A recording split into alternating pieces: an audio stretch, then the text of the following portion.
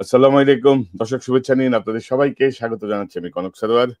গুরুত্বপূর্ণ বিষয়ে গতকাল বাংলাদেশের সেনাপ্রধান জেনারেল ওয়াকারুজ্জামান তিনি একটি আহ, ভাষণ দিয়েছেন। সেনা বাহিনীতে কর্মরত অর্থাৎ যে কর্তব্যরত দেশের সকল সেনানিবাস ও জাতিসংঘ মিশনে মোতায়েন সকল সেনা অফিসার এই অনুষ্ঠানে যোগ দেন। গত 24শে মার্চে তিনি এরকম একটি ভাষণ দিয়েছিলেন, আবার তিনি এই মে মাসে একটি ভাষণ দিলেন। তো এই বিষয়টিতে তিনি বেশ কিছু কথা বলেছেন, বেশ কিছু গুরুত্বপূর্ণ কথা বলেছেন। অর্থাৎ আমরা অ্যাকচুয়ালি বিভিন্ন রকম ভাষণ পাচ্ছি। যেই ভাষণগুলো বা যে বক্তব্যগুলো ধরেন কমপক্ষে 3-4 জনের বক্তব্যের সঙ্গে মিলছে, সেই বিষয়গুলো নিয়ে আমরা একটু আলোচনা করতে চাই। কারণ আহ কেউ কেউ বলছেন যে এটি মানে এক ধরনের সেনাপ্রধানের একটি অবাধ্য আচরণ। কেউ কেউ বলার চেষ্টা করছেন যে ডক্টর ইউনূসের যে অন্তর্বর্তীকালীন সরকার, তার বিরুদ্ধে একটি যুদ্ধ ঘোষণার মতো অবস্থা। তো সব মিলিয়ে আমরা একটু সংক্ষিপ্ত আলোচনা করি। বিষয়টি ম্যাচিউর হলে হয়তো কাল পরশু আরো বিস্তারিত আলোচনায় যাব। আজকে জাস্ট এক ধরনের হাইলাইটেড আলোচনা। আমার সঙ্গে যোগ দিচ্ছেন বাংলাদেশ সেনাবাহিনীর অবসরপ্রাপ্ত কর্মকর্তা লেফটেন্যান্ট কর্নেল মুস্তাফিজুর রহমান। মুস্তাফিজ ভাই, আপনাকে স্বাগত জানাচ্ছি আজকের অনুষ্ঠানে। আসসালামু আলাইকুম কনক ভাই, আপনি এবং আপনার দর্শক যারা এখন অনুষ্ঠানটি দেখছেন এবং ভবিষ্যতে দেখবেন তাদের সবাইকে সালাম এবং শুভেচ্ছা। পরিস্থিতি বেশ গরম মুস্তাফিজ ভাই, পরিস্থিতি বেশ গরম জি। চারিদিকে। অনেকে অনেক রকমের আশঙ্কা করছেন, যদিও আমি কোনো আশঙ্কা করি না, কারণ বাংলাদেশ সেনাবাহিনীর যে অবস্থা আমি জানি, তাদের যে মানসিক অবস্থা জানি, তারা এই মানে অন্যরকম কোনো অঘটনের দিকে যাবে বলে আমার মনে হয় না। তবে প্রথমেই দর্শকদেরকে দুটি বিষয় আমি একটু বলতে চাই। অনেক গালাগালি শুনছি, অনেক গালি দিয়েছেন, মানে বট বাহিনী এবং জেনারেল ওয়াকার নিযুক্ত বাহিনী, এটা নিয়ে এক গাদা গেছে। হাই ভাই কি বললেন, হ্যাঁ। তখন থেকেই কিছু বিষয় পাকানো শুরু হয়েছিল, যেগুলো আপনারা ক্রমশ দেখছেন আস্তে আস্তে ম্যাচিউর হতে যাচ্ছে। এবং গত পরশুদিন আমি আরেকটি পোস্ট দিয়েছিলাম আমার ফেসবুকে। বেশ রাতের বেলা একটা পোস্ট দিয়েছিলাম। আজকের যেই সেনাপ্রধানের যে অ্যাড্রেস, সেই অ্যাড্রেসে কিন্তু এই প্রসঙ্গটা আসছে, এবং সেনাপ্রধান বলেছেন যে তাকে সরকার জিজ্ঞেস করেছিল তিনি বৈঠক করেছেন কিনা। তিনি এর জবাবে বলেছেন যে তার সে এখতিয়ার আছে যে কোনো সময় সভা ডাকার বা বৈঠক করার। তো যাই হোক, খামাখা গাইডলাইন লাভ নাই ভাই। প্রতিটা বিষয় অনেকভাবে চেক করে উপস্থাপন করা হয়। এবং প্রথমেই বলে রাখি, বাংলাদেশ সেনাবাহিনীকে নিয়ে আমাদের কোনো রকমের কোনো বিরোধিতা বা আপত্তি বা সেনাবাহিনীকে ক্ষতিগ্রস্ত করার কোনো ইন্টেনশন আমার তো নাই, আমার মনে হয় না কারোরই আছে। আমাদের বক্তব্য হচ্ছে কিছু সংখ্যক কর্মকর্তা, এবং বিশেষত হাসিনার দ্বারা পরিপুষ্ট কিছু কর্মকর্তা, যারা এখন পর্যন্ত নানা রকম গেম খেলে যাচ্ছে, নানা রকমের অস্থিতিশীল পরিস্থিতি তৈরির চেষ্টা করছেন। তো মোস্তাফিজ ভাই, আমি আপনার কাছে চলে যাই। আজকে যে বক্তব্য আপনি তো পড়েছেন, দেখেছেন, মানে যা কিছু, আপনার আপনার পর্যবেক্ষণটা কি? সেনাপ্রধানকে আজকে অনেক বেশি অ্যাগ্রেসিভ মনে হলো আর কি, মানে এতটা অ্যাগ্রেসিভ কিন্তু তার যে আচরণ বা তার সম্পর্কে আমরা যতটুকু জানি, এটা ঠিক যায় না তার সাথে আর কি। তো আপনি, আপনার বিশ্লেষণ কি একজন মানে সেনা কর্মকর্তা হিসেবে আহ, আপনি কিভাবে দেখেন এই বিষয়টাকে, শুনি আপনার কাছ থেকে। ধন্যবাদ। প্রথমে আমি বলি যে আহ, আপনার মনে আছে যে রাওয়াতে একটা ভাষণ দিয়েছিলেন, হ্যাঁ, হ্যাঁ, হ্যাঁ, হ্যাঁ, হ্যাঁ। এবং ওই দিনও তিনি উত্তেজিত ছিলেন এবং সামসর্ট তার কন্ট্রোল ছিল না, মানে নিজের উপর এরকম একটা। সেম জিনিসটা আমি যারা অংশগ্রহণ করেছে তাদের কয়েকজনের সাথে কথা বললাম, সেম জিনিসটা দেখা গেছে এটার মধ্যে। আচ্ছা, প্রথমে আমি বলি সকালবেলা ঘুম থেকে উঠে অ্যাকচুয়ালি আমি নাম্বার অফ প্লেস থেকে প্রথমে একটা যখন পেলাম, একটা ভার্সন পেলাম যে এই জিনিসগুলো আলোচনা করেছে, আমি মেনুতে দেখে বলছিলাম না না, এরকম হইতে পারে না, এটা নিশ্চয়ই কেউ আমাকে খাওয়ানোর চেষ্টা করতেছে এই ইনফরমেশন গুলা। হ্যাঁ, কারণ আমার ক্ষেত্রে প্রায়ই হয় যে আমাকে অনেক সময় অনেক লোক রং ইনফরমেশন দেয়, দেন আস্তে আস্তে জাস্ট ছয়টা সোর্স থেকে কনফার্ম হলো যে একটু ভিন্ন ভার্সনের, বাট জিনিসটা হচ্ছে সেম। এবং আমি সবকিছু মিলিয়ে বলবো দিস ইজ আউটরেজিয়াস। একজন সেনাপ্রধান হিসাবে আমি আমার 28 বছর চাকরি জীবনে সেনাপ্রধান, জিওসি বা এদের কাউকে অ্যাড্রেসে সরকার সম্বন্ধে এই ধরনের এবং এইভাবে মন্তব্য করতে আমি কখনো দেখিনি। স্ট্রেট আমি বলবো এটা একটা দেশদ্রোহিতার সামূল্যে, যে সরকার এগেইনস্টে যে সমস্ত কথা বলছে এবং যে জিনিসগুলা তার জুরিসডিকশনের বাইরে। এখন আসি, প্রথমে হচ্ছে উনি ওই যে যেটা আমি বডি ল্যাঙ্গুয়েজটা একটু করি, যখনই উনি কোনো বডি মানে যখন উনি বিরক্ত হন তখনই দেখা যাচ্ছে যে উনি আউট অফ দ্য লাইন কোনো কিছু বলেন।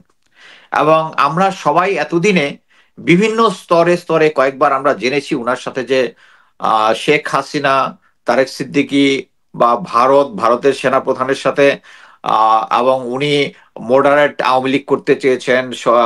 তারপরে finally Sheikh Hasina, sorry, professor ইউনূসকে বলেছেন আওয়ামী লীগ নিষিদ্ধ না করার জন্য। এবং যতবারই উনি এক্সপোজ হয়েছেন, হ্যাঁ, এটা কিন্তু একটা খুব স্বাভাবিক জিনিস, যে কোনো মানুষ এটা বুঝতে পারবে যে এরকম একটা সময় যদি উনি এই কথাটা বলেন তাহলে পাবলিকের কাছে উনার ইনার সেলফটা এক্সপোজ হয়ে যাবে, এবং এক্সপোজ হয়ে যাওয়াটা উনি পছন্দ করবেন না অবশ্যই। এবং এই কারণেই উনি যে আবার এই কথাগুলো যে উত্তেজিত হওয়ার কারণ হচ্ছে উনি নিজেই বুঝতে পারছে যে উনি নিজেকে এক্সপোজ করে দিচ্ছেন, এই জন্য এটা ফ্রাস্ট্রেশন থেকে এসছে, এটা আমার অ্যাসেসমেন্ট। এখন আমি বলি প্রথমেই যে জিনিসটা আমার কাছে যে গুরুত্বপূর্ণ যে হেডিং গুলা আমি একটু বলি। প্রথমে উনি বলেছেন যে উনার কোনো পলিটিক্যাল অভিভাবক নাই গত 9 মাস ধরে।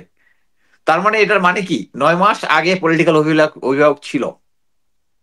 এটার সুরে আমি আবার বলেছেন যে আমরা এখন পলিটিক্যাল অভিভাবক চাই, এবং আমি চাই দ্রুত নির্বাচন, এবং এই ডিসেম্বরের মধ্যে নির্বাচন হইতে পরবর্তীতে একটা অফিসারের কোশ্চেন আনসারে বলছে ইনশাল্লাহ আপনারা ওই 1 জানুয়ারির মধ্যে নাকি নতুন সরকার পাবো, এই ধরনের একটা কথা বলেছেন।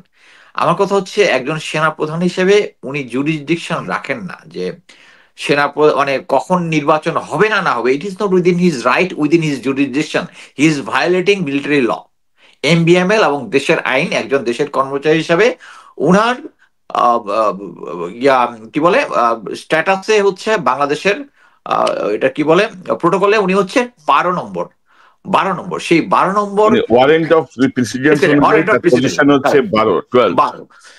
এখানে উনি অ্যাকচুয়ালি পারেন না। উনি একটা ক্যাবিনেটের অংশ হবেন যখন একটা যুদ্ধ অবস্থা বিরাজ করবে, তখন উনি তার মত দিতে পারবেন, বাট এটা তো যুদ্ধ অবস্থা না। এই সময় উনি বলতেছেন যে উনি অভিভাবকহীন, মানে হচ্ছে তিনি প্রফেসর ইউনূসকে অভিভাবক হিসেবে স্বীকার করতেছেন না, এবং এটাও আবার ফার্দার কনফার্ম করে যে উনি সার্জিস সাজিব ভুঁইয়াদেরকে বলেছিলেন যে প্রফেসর ইউনূস একজন কনভিক্টেড, তাকে ইয়ানা বানানোর জন্য, এবং বুকের পাথর চাপা দিয়ে। তার এই কথাটাই বোঝাচ্ছে এই বুকে এখনো পাথর চাপা দেওয়া আছে, উনি নিজেকে হালকা করেন নাই। নেক্সট হচ্ছে দ্রুত ইলেকশন চাই, আমি লিস্ট দেখে বলতেছি। ও আচ্ছা, ফার্স্ট হচ্ছে উনি প্রথম 15 মিনিট। মুস্তাফিজ ভাই, আমি জাস্ট আমার হাতে যে কাগজটা আছে আমি জাস্ট হাইলাইটেড কয়েকটা পয়েন্ট একটু বলি, আমাদের আলোচনার সুবিধা হবে। তিনি বর্তমান পরিস্থিতিকে, দেশের সার্বিক পরিস্থিতিকে অরাজক পরিস্থিতি হিসেবে বর্ণনা করেছেন এবং বলেছেন যে সময়ের সাথে সাথে পরিস্থিতির আরো অবনতি হচ্ছে। তিনি বলেন যে আইন শৃঙ্খলা বাহিনী, বেসামরিক প্রশাসন সহ সকল সংস্থা ভেঙে পড়েছে, পুনর্গঠিত হতে পারছে না, শুধুমাত্র সশস্ত্র বাহিনী এখন পর্যন্ত টিকে আছে। ম্যাজিস্ট্রেসি পাওয়ার নিয়ে আর্মি মাঠে গত প্রায় 6 মাসের বেশি। এই অরাজক পরিস্থিতি সেনাপ্রধান যদি ঘোষণা করেন, এর দায় কার ঘাড়ে এসে বর্তায়, কি মনে করেন আপনি? ফার্স্টে আমি বলি যে আমার চাকরির লাইফে আমি এই ম্যাজিস্ট্রেসি পাওয়ার পাই নাই। সো ম্যাজিস্ট্রেসি পাওয়ার ছাড়াই আমরা যখনই দায়িত্ব পালন করেছি, সেনাবাহিনী যখন গ্রাউন্ডে ছিল তখন এমনি আইন শৃঙ্খলা পরিস্থিতি ভালো ছিল। This is the first time magistracy পাওয়ার সহ গ্রাউন্ডে আছে। কারণটা কি? এই ম্যাজিস্ট্রেসি পাওয়ার নিয়ে গ্রাউন্ডে আছে থেকে উনি যেটা করতেছে, কেউ গিয়া মব গিয়া আওয়ামী লীগের কাউরে আগুন দিতেছে, বাড়ি আগুন দিচ্ছে, ওখানে গিয়ে আওয়ামী লীগকে সেভ করতেছে, আওয়ামী লীগের প্রপার্টি ইয়া করতেছে। উনি জাস্ট এই মেইন এফোর্টটা লাগতে হচ্ছে আওয়ামী লীগের লোকজনকে ইয়া করার জন্য। জুনিয়র লেভেলের তো অফিসারদের ইয়া নাই। আমি আপনাকে বলি যে আপনি তো নিউ ইয়র্কে আছেন, বর্তমানে আমাদের আলগা মোমেন যে আছেন উনি নিউ ইয়র্কে আছেন, চলে আসছেন, অনেকদিন পরে আসছেন। এবং কিছুদিন আগে একটা প্রাইভেট অনুষ্ঠানে উনি জেনারেল ওয়াকারের প্রতি কৃতজ্ঞতা প্রকাশ করেছেন আর কি, বিভিন্ন কথার মাধ্যমে। সো এটা তো আমাদের কাছে ক্লিয়ার ইজ নট, মানে অ্যাকচুয়ালি 626 এটা একটা ফিকটিশাস নাম্বার, মানে আমার মতে হচ্ছে জাস্ট ফিডিং করছে ওই জায়গায়, বাট অন গ্রাউন্ডে এই সংখ্যাটা অনেক বেশি। এবং এই যে কিছু কিছু লোকজনকে, ইভেন আমাদের সেনাবাহিনীর লোক, বিজিবির লোক, তারা ওই বর্ডার পর্যন্ত পার করে দিয়ে আসছে, এয়ারপোর্টে যেতে সাহায্য করেছে। আমি আপনাকে ইয়াতেও বলেছিলাম যে জিয়াউল আহসানকে যখন এয়ারপোর্টে পাঠানো হয়, it is ASU, army security unit, এবং ডিজিএফআই, দুজনে মিলে ওরা ওরা যখন পাঠাচ্ছে, এবং যারা অফিসার ওখানে আছেন ফ্রাস্ট্রেটেড হয়ে যে তাকে ছেড়ে দিচ্ছে, তখন আমাকে ফোন করে, আমি তখন লাইভ করি। আহ, এবং পাশাপাশি যখন তারা সমস্ত অ্যাক্টিভিটিস এটার উপর ইয়া করে এবং তাকে যাইতে দেন, এই জিয়াউল আহসান থেকে শুরু করে এখন পর্যন্ত যতগুলো আছে সবগুলো বিষয় জেনারেল ওয়াকার দায়ী। সো এখানে মানে জেনারেল মানে মানে হচ্ছে কি মোস্তাফিজ ভাই, আমরা যে বিষয়গুলো আসলে জানতে চাই, যে বিষয়গুলো, যেমন ধরেন তিনি আরেকটা পয়েন্টে বলছেন যে সেনাবাহিনী অক্লান্ত ভূমিকা রাখছে 5ই আগস্টের পর থেকে। হ্যাঁ, অবশ্যই চেষ্টা করছে, অবশ্যই রাখছে, অবশ্যই এবং অবশ্যই অবশ্যই এবং এই ব্যাপারে তো কোনো দ্বিমত নাই। যখন পুলিশ ছিল না, যখন পুলিশ সব পালিয়ে কারেক্ট গেছে, কারেক্ট কারেক্ট সেনাবাহিনী রোলটা প্লে করেছে। কিন্তু তারপরেও তিনি বলছেন, এখানে দেখেন, অক্লান্ত ও নিঃস্বার্থ ভূমিকা সত্ত্বেও বিভিন্ন মহল হতে সেনাবাহিনী ও সেনাপ্রধানকে টার্গেট করা হচ্ছে। সেনাবাহিনীকে কেউই টার্গেট করছে না, আমি প্রথমেই বলেছি। কারেক্ট এবং যে কথাগুলো আপনি বলছেন, আমরা জানতে চাই বারবার, এই যে 626 জন বা 27 জন যে নাম্বার, এই এখতিয়ার আপনাকে কে দিয়েছে? তাদেরকে নিরাপত্তা দিয়েছেন, ভালো কথা, তাদেরকে ছেড়ে দেওয়ার অধিকার কে দিয়েছে? কে কাকে দিয়েছে? কারেক্ট। এইটাই আমি একটা জিনিস বলি, যখন 5ই আগস্টের পরে, আগস্টের মধ্যেই আমাকে অ্যাকচুয়ালি একটা সার্ভিং অফিসার, ক্যাপ্টেন, যে সাভার এলাকায় ছিল, সে আমাকে ফোন করে বললো যে স্যার, আমি জানি যে আওয়ামী লীগের এই নেতার পাশে অস্ত্র আছে, আমি যখন অপারেশন করছি আমার অস্ত্র দিয়ে যাচ্ছে না। সো এইটাই হচ্ছে আর কি, যে যেহেতু 9 ডিভিট জিওসি এবং ওখানকার কমান্ডার গুলো সবগুলো ছিল আওয়ামী। সো এরা কিন্তু গ্রাউন্ডে এখন বেসিসি পাওয়ার নিয়ে যদি যত যাই বলেন, আইন কানুন সবকিছুতে আছে, কিন্তু এটা ইমপ্লিমেন্ট তো করতে হবে। সো ইমপ্লিমেন্ট করার জন্য উনি একদিকে বলতেছে আমরা বেসিসি পাওয়ার নিয়ে আসি, এবং আমি বলতে পারি যে আমি এখন পর্যন্ত বাংলাদেশে যত আইএস ডিউটি করেছি, আমাদের কখনোই ম্যাজিস্ট্রেসি পাওয়ার ছিল না, এবং কখনোই আমরা ব্যর্থ হই নাই। এই প্রথমবার ব্যর্থ কেন না, মানে হচ্ছে আপনি আপনি ধরেন আপনি ম্যাজিস্ট্রেসি পাওয়ার নিয়ে মাঠে আছেন, আপনি কোনো কাজ করছেন না, আবার আপনি দাবি করছেন যে পরিস্থিতি অরাজক, পরিস্থিতি আইন শৃঙ্খলা ভেঙে পড়েছে। আমি কেন বলতেছি যে জুনিয়র অফিসাররা, উনি যদি এখন এই যে এখন যে মানে তার মাসল ফ্লেক্স করলো সরকারের সামনে যে সে শক্তি দেখাইতে, বাট এটা বলতে পারি যে জুনিয়র অফিসাররা, এই যে আমি এতক্ষণ যেটা বললাম যে তাদেরকে অপারেশন করতে দেওয়া হচ্ছে না, they know the exact thing. So উনি অ্যাকচুয়ালি সরকারকে ভয় দেখাচ্ছে এই কথাগুলো বলে, এবং ওখানে কোশ্চেন আনসার সেশনে যেগুলো সেট করেছে ওটা উনার সেট করা জিনিস, বাট অন গ্রাউন্ডে তার এই পাওয়ারটা নাই, কারণ আর্মি তার পিছনে নাই। এখানে উনি বারবার সেনাবাহিনী এবং সেনা প্রধানকে বলার চেষ্টা করতেছে যে আমরা সেনাবাহিনী এগেনস্টে, আমরা কখনোই সেনা প্রধান, এই সেনা প্রধানের এগেনস্টে বলেছি, বিকজ অফ এই এতক্ষণ যে বললাম যে উনি আওয়ামী লীগকে পুনরুদ্ধার করতে চাচ্ছেন, নিষিদ্ধ করতে মানা করেছে। উনি তো সিরিজ, এটা তো না যে একটা বিচ্ছিন্ন ঘটনা বলার সুযোগ নেই, একটার পর একটা একটার পর একটা একটার পর একটা। এখানে আমরা শুধু বলতেছি সেনাবাহিনীর এগেনস্টে আমরা কোনো কিছু করতেছি না।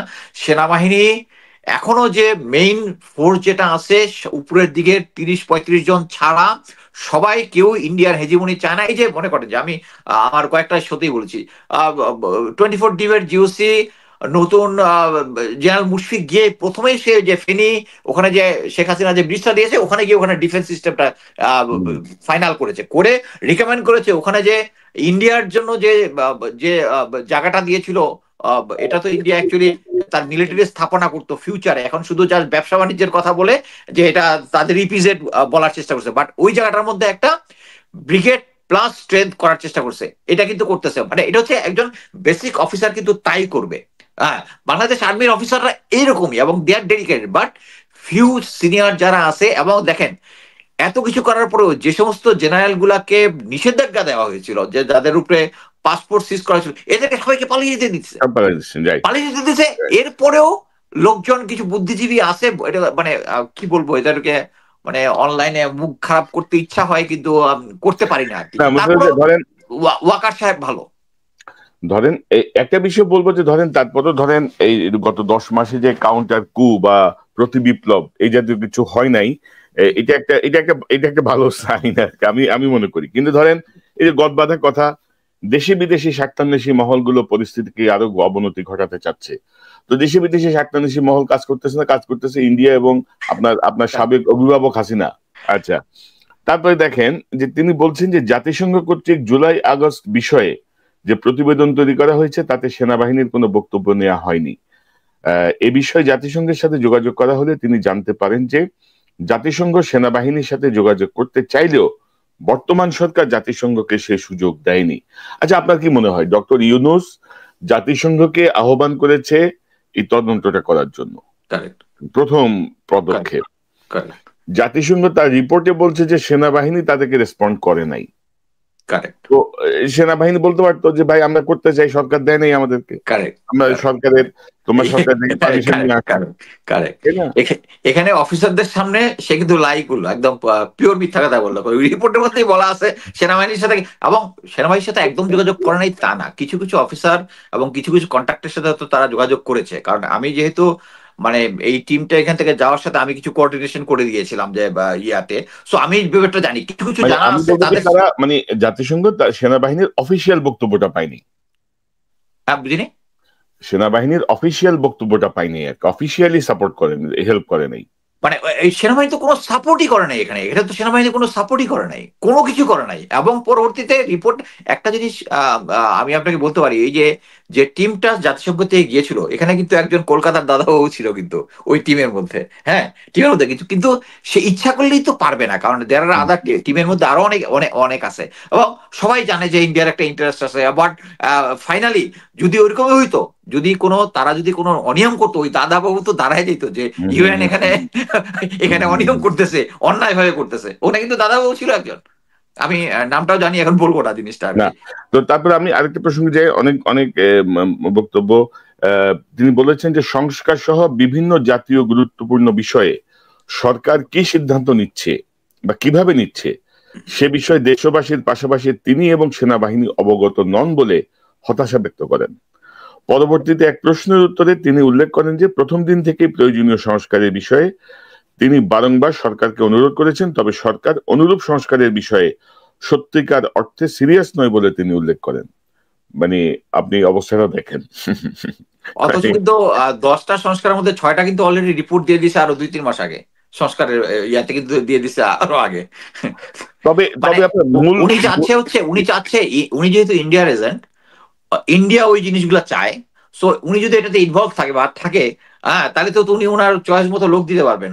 হ্যাঁ, এই জন্য উনি চাচ্ছে যে আর্মির মধ্যে, বাট কথা জিনিস হচ্ছে এটা কিন্তু আর্মির মানে জব ডেসক্রিপশন জুরিডিকশনের মধ্যে পড়ে না, তাদের চার্টার অফ ডিউটির মধ্যে এটা পড়ে না। সো উনি এটা দাবি করতেছেন, সরকার কি সিদ্ধান্ত নিবে, কি সংস্কার করবে, এটা সেনাবাহিনীকে জানাই করতে হবে। সরকারের এমন কোনো দায় পড়ে নাই, তাই না? একটা পয়েন্ট বলবো যে করিডোরের ব্যাপারে যেটা যেটা আমি আসছি। হ্যাঁ, মানে উনি এই পয়েন্টটা বলছেন যে আমার ধারণা কি জানেন তো, ওনার এই ক্ষোভ বা বডি ল্যাঙ্গুয়েজ বা যা কিছু সবকিছু হচ্ছে ওই যে নিরাপত্তা উপদেষ্টা যে খলিল সাহেবকে কেন্দ্র করে। মানে উনি এক ধরনের অফেন্ডেড হয়েছেন খলিল সাহেবকে নিরাপত্তা উপদেষ্টা বানাই দেওয়ার পরে, এবং প্লাস ওই যে অতিরিক্ত দায়িত্ব হিসেবে ডিফেন্স দেখার দায়িত্ব দেওয়ার পরে। এবং মানবিক করিডোরের ব্যাপারটা নিয়ে একটু বলে তারপর আপনার কাছে আসি, যে উনি বলছেন যে মানবিক করিডোরের মধ্যে স্পর্শকাতর ও ঝুঁকিপূর্ণ সিদ্ধান্ত নেওয়ার এখতিয়ার বর্তমান সরকারের নেই বলে তিনি উল্লেখ করেন। তিনি বলেন শুধুমাত্র একটি নির্বাচিত রাজনৈতিক সরকারই যথাযথ পদ্ধতি অনুসরণ পূর্বক এরূপ সিদ্ধান্ত নিতে পারে। তিনি আরো বলেন যে করিডোর বিষয়ে সরকার কি ভাবছেন বা একটি জাতিকে প্রক্সি ওয়ারের দিকে ঠেলে দিচ্ছেন কিনা এই প্রশ্ন রাখেন, এবং তিনি স্পষ্ট ভাবে বলেন there will be no corridor. এই যে অডাসিটি, এই যে ধৃষ্টতা, মানে এটা কোনোভাবে আপনি যদি সরকার কি সিদ্ধান্ত নিবে, আমি দিচ্ছি আপনাকে, সরকার কি সিদ্ধান্ত নিবে, এটা এই যে কথাটা বলা, এটা যে কত বড় অবাধ্যতা এবং এবং এটা হচ্ছে আপনার প্রফেশনাল কোড অফ কন্ডাক্টের সুস্পষ্ট লঙ্ঘন। সাথে যে 3 বাহিনী সহজে কনফারেন্সটা হয়েছিল, ওখানে কিন্তু এই মানবিক করিডোর নিয়ে কথা হয়েছে। ওখানে সেনাপ্রধান বলেছেন যে এই মানবিক করিডোর দেওয়াটা নিয়ে উচিত হচ্ছে আমাদের যারা স্টেক হোল্ডার তাদের সাথে একটা কনফারেন্স করা, করা। Where is his right? আমি মনে করি সরকারের এই করিডোর দেওয়ার ব্যাপারে আর্মির সাথে একটা আগে থেকে কথা বলে নেওয়া ঠিক আছে, decision will be taken by government. But কথা হচ্ছে এর পরবর্তীতে আমি যেটা শুনেছি, উনি বলেছে যে এটার বিষয়ে একটা স্টাডি আছে, লেফটেন্যান্ট জেনারেল শাহিন যে এনডিসির কমান্ডার, উনি একটা প্রেজেন্টেশন দিবেন, ওনারা শুনবেন। এটা দেওয়ার জন্য বোধহয় খলিলুর রহমান এবং প্রফেসর ইউসুফ করেছে কিনা আমি জানি না, বাট সরকারকে করবে এবং এটা নিয়ে একটা ডিসকাশন হবে, এবং উনি ওটার পক্ষে বিপক্ষে কিছুই বলেন নাই। এবং এটার জেরে কিন্তু আজকে যে সন্ধ্যার দিকে খলিল রহমান কিন্তু একটা প্রেস ব্রিফিং এ বলেছেন যে সেনাবাহিনী এবং আমরা একই পেসে আছি এবং উনি জাস্ট দরবারে গিয়ে উনি জাস্ট এটাকে উল্টায় দিলেন। মানে যে কথাগুলা বললেন এটা অ্যাকচুয়ালি উনার জুরিসডিকশনের মধ্যে পড়ে না। একটা হচ্ছে উনি করিডোর দিবে কি দিবে না এটা হচ্ছে সরকারের এখতিয়ার, ক্যাবিনেটের এখতিয়ার। উনি তো he's not a member of corridor. আর উনি মেম্বার অফ করিডোর ক্যাবিনেট কখন হবেন? যুদ্ধাবস্থায়। বাংলাদেশে এখন পর্যন্ত যুদ্ধাবস্থা নাই। এই মানবিক করিডোরটা সম্বন্ধে আমি জাস্ট একটু বলি। ফার্স্ট হচ্ছে রাখাইনে ওখানে একটা ফেমিন হবে, এটা ইউএন এর একটা সংস্থা অ্যানালাইসিস করেছে। কিভাবে করেছে? যে ওই এলাকার মধ্যে 65-70% হচ্ছে দরিদ্র সীমার নিচে, 85% ওখানে কৃষিকাজের উপর নির্ভরশীল। গত 1.5 বছরে 20%-এর বেশি আবাদি জমি কাল্টিভেশন হয় নাই। So there is a food shortage, clear. এবং এটা সরকারও জানে এবং মায়ানমার সরকারও জানে। সো আরাকান আর্মির লজিস্টিক কাট অফ করার জন্য সমস্ত জিনিসগুলা তারা অফ করে দিতেছে। এখানে সিত্তোয়ে পোর্ট যেটা ইন্ডিয়ার কন্ট্রোল, আবার আছে হচ্ছে চকফু যেটা চায়না কন্ট্রোল, এবং এটা হচ্ছে এই অংশটা কিন্তু সরকারের ইয়াতে। সো খাবার বন্ধ করে দেওয়ার কারণে কিন্তু ওখানে একটা ফেমিন হবে। আচ্ছা, ফেমিন যদি হয় তাহলে ওখানে এইড দিতে হবে। এইড দিতে হলে এই সবাই এখন বলে সমুদ্র পথে কেন না? সমুদ্র পথে তো তারা ব্লক করে রাখছে এই জন্য না। আর অন্যান্য জায়গাতে এই পোর্ট দুইটা ছাড়া যদি কোথাও করে দেয়ার ইজ নো ইনফ্রাস্ট্রাকচার, এনে তো কোথাও ভিড়াইতে হবে, একটা পোর্ট তো থাকতে হবে। দ্যাটস ওয়াই কাম বাংলাদেশ। এখানে বাংলাদেশ আসছে হচ্ছে এইভাবে। আমি যেটা জেনেছি মানে সরকারের উচ্চ লেভেলে, সেটা হচ্ছে প্রফেসর ইউনুস অলরেডি চায়নার সাথে একটা ডিল করেছে যে এই করিডোরটা যদি দেয়, এবং এটা হচ্ছে আমরা কোনো ট্রুপস কমিট করবো না এবং আমাদের বর্ডার পর্যন্ত। দেখেন যদি ইয়াটা হয় মানবিক করিডোর, আমরা যদি না দেই ওখানে ফেমিন হবে। ফেমিন হইলে আরো লোকজন এখানে ইনফ্লাক্স হওয়ার আছে। এটা হচ্ছে আমরা বর্তমানে 12 বা 16 লাখ যেটাই যে ইয়াটা আছে এটা তো ফেরত দিতে পারবো না, আরো we have to take. But এটার একটা মাত্র চান্স হচ্ছে আমরা যদি করিডোরটা দেই। আপনি জানেন কিনা যে 2022 সালে কিন্তু আরাকান আর্মি আমাদেরকে লজিস্টিক সাপোর্ট চেয়েছিল, কারণ তাদের লজিস্টিক মানে হচ্ছে খাওয়া দাওয়া। এই ধরে যদি দেই তাহলে তারা এই ইয়াকে নিয়ে নিবে, ওই রোহিঙ্গা গোষ্ঠীকে নিয়ে নিবে। আমরা ওইটা না করে উল্টা রোহিঙ্গাদের থেকে রিক্রুট করতে দিলাম জান্তা সরকারকে। এরা আরো খেপে গেল। এখন ওদের পরিস্থিতি ভালো হয়েছে, কিন্তু এখন তারা নাও নিতে পারে, কিন্তু এট দ্য সেম টাইম এখন নিবে কারণ হচ্ছে তাদের লজিস্টিক সমস্যা আছে। এবং এই ডিলটাই হয়েছে জাতিসংঘের সাথে, এবং চায়না এটার মধ্যে করবে। একমাত্র বাধা দিবে হচ্ছে ইন্ডিয়া। হ্যাঁ, এবং দেখেন এই করিডোর যে জেনারেল ওয়াকার যেটা বলছে, এটা জাস্ট ইন্ডিয়ার পয়েন্টটা উনি কিন্তু বলছে, ইন্ডিয়ার পয়েন্টটা। এখানে প্রক্সি ওয়ার, এখানে কিন্তু প্রক্সি ওয়ারের কোনো কিছু নাই। এখানে যখন ইয়াতে চিরাং পোর্টে মাল খালাস হবে, এখান থেকে ইউএন এর 14টা ডিভিশন ওরা সার্টিফিকেশন করবে ভিতরে কি কি আছে। বাংলাদেশ একটা জিনিস অ্যাড করতে পারে যে আমি চাই এখান থেকে কোনো অস্ত্র যাবে না, সো আমরা চুক্তির মধ্যে লিখবো যে আমরা এটা ইন্সপেকশন করবো। তাহলে কিন্তু কুল্লু খালাস, তাহলে কিন্তু অস্ত্র যাওয়ার কোনো ইয়া থাকতেছে না। We are ensuring it. So আমরা ওখান থেকে 100 মাইলের মধ্যে আছে হচ্ছে গুমধুম বর্ডার দিয়ে একটা নতুন ব্রিজ হয়েছে, ওই ব্রিজ দিয়ে আমরা ইয়াতে চলে যাবে। আমাদের কিন্তু কোনো ট্রুপস ইনভলভ হচ্ছে না, আমাদের কিন্তু মিলিটারি ইনভলভ হওয়ার দরকার আছে, কারণ আমাদের তো এখানে কোনো যুদ্ধ অবস্থা বিরাজ করতেছে না। সো এখান থেকে যখন এই জিনিসটা আরাকানে চলে যাবে, যেখানে একটা স্টোরেজ হবে, নর্মালি ইউএন এর সব জায়গায় যেখানে স্টোরেজ থাকে ওই একই সিকিউরিটি ওখানে শরণার্থীদের জন্য টেম্পোরারি অ্যাকোমোডেশন থাকে। এই ইয়াতেই কিন্তু ওদেরকে এই জাতিসংঘের মধ্যে প্রেসার দিয়ে এদেরকে এই ইয়াকে নিয়ে যাওয়ার একটা চান্স আছে। আমি বলবো না 100% সফল হয়তো হবেই, but there is a chance. একটা হচ্ছে দেয়ার ইজ এ চান্স, এটা নিয়ে সমাধান হতে পারে। আর যদি আমরা করিডোর না দিই তাহলে আরো লোকজন এখানে আসবে। সো এইটা হচ্ছে ক্লিয়ার কাট, যেটুকু আমি বুঝতে পেরেছি। ইভেন আমি ইউএন এর হেডকোয়ার্টারে কিছু কনসার্ন অফিসারের সাথে কথা বলেছি। সো এখানে প্রক্সি ওয়ার আর ইয়ার কথাটা তো হচ্ছে জাস্ট ইন্ডিয়ার কথাবার্তা। প্রফেসর জিয়া জাস্ট চোখ বন্ধ করে এটা বলে দিলেন, এটা মানে অ্যাকসেপ্টেড না। এটা হচ্ছে ইন্ডিয়ার বয়ানটা উনি, এই জন্যই এর সাথে যে অন্যান্য যে শত কিছু বলছে সেটা অ্যাকচুয়ালি ইন্ডিয়ার বয়ান। এবং উনি ভালোভাবেই জানে এইগুলা যখন আমি বলবো তখন I will be expose to the nation. এবং এই জন্যই উনি মানে একটু আপসেট ছিলেন, একটু উত্তেজিত ছিলেন, যেটা এর আগের বারেও এই ভারতীয় প্রেসারে যে সমস্ত কথাবার্তা বলছে ওই সময় একটু উত্তেজিত ছিলেন। না, এবং এবং ধরেন আমি যেটা মনে করি যে ধরেন সরকারেরও উচিত হচ্ছে ধরেন এই জাতীয় বিষয়গুলো নিয়ে প্রধান সব রাজনৈতিক দল সবার সঙ্গে আলোচনা করে একটা সিদ্ধান্তে আসা। অ্যাকচুয়ালি ধরেন অন্তর্বর্তীকালীন সরকারের পক্ষে এই জাতীয় সিদ্ধান্ত না নেওয়াই উচিত। মানে আননেসেসারি আপনি কেন দায় নেবেন? আবার ধরেন যুক্তরাষ্ট্রের যেই বার্মা অ্যাক্ট 2022 সালে পাশ হওয়া যে বার্মা অ্যাক্ট, প্লাস ধরেন ইউরোপীয় ইউনিয়ন বলে দিয়েছে করিডোরে হেল্প করার জন্য। সো বাংলাদেশের পক্ষে আমি মনে করি যে ইন্টারন্যাশনালি এই নেগোসিয়েশনটা যতটুকু ডক্টর ইউনূস করতে পারবেন, অন্য কোন রাজনৈতিক নেতার সেই সক্ষমতা নাই। বাংলাদেশের স্বার্থকে সবচেয়ে বেশি মাত্রায় সংরক্ষণ করে যদি আমাদেরকে করিডোর দিতে হয়, সেটা ডক্টর ইউনূসের পক্ষেই সম্ভব। তো সেই জায়গাটায় ধরেন আপনি একটা দেখেন যে এই করিডোর হওয়ার পরে শুধু চায়না কিন্তু একটা কথা বলতেছে না এখন পর্যন্ত, চায়না কিন্তু একটা কথা বলে নাই, ইন্ডিয়া শুধু বলতেছে, শুধু ইন্ডিয়া বলতেছে।